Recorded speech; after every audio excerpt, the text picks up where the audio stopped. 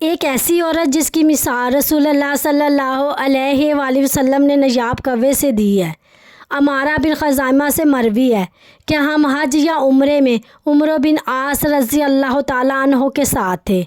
اچانک ہم ایک عورت کے پاس سے گزرے جس نے منکش چادر اور انگوٹھیاں پہنی ہوئی تھیں اور اپنا ہاتھ ہونٹ پر ڈالا ہوا تھا۔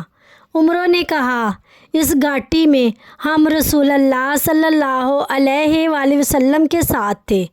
اچانک آپ صلی اللہ علیہ وآلہ وسلم نے کہا، دیکھو کیا تمہیں کوئی چیز نظر آ رہی ہے؟ ہم نے کہا، ہم کوے دیکھ رہے ہیں۔ ان میں ایک کوا سرخ چونچ اور ٹانگوں والا ہے۔ رسول اللہ صلی اللہ علیہ وآلہ وسلم نے فرمایا، جنت میں اتنی عورتیں جائیں گی جیسے ان کووں میں ایک کوا ہے۔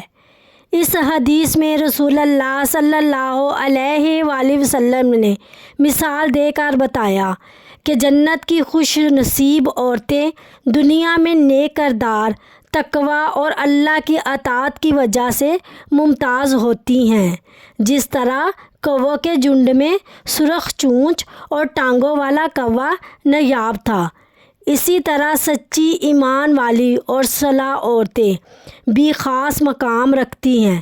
یہ حدیث عورتوں کو نیکی، حیا اور دین پر ثابت قدم رہنے کی ترغیب دیتی ہے۔ اللہ تعالی ہمیں نیک کردار، حیا اور تقوی والی زندگی گزارنے کی توفیق عطا فرمائے۔ آمین۔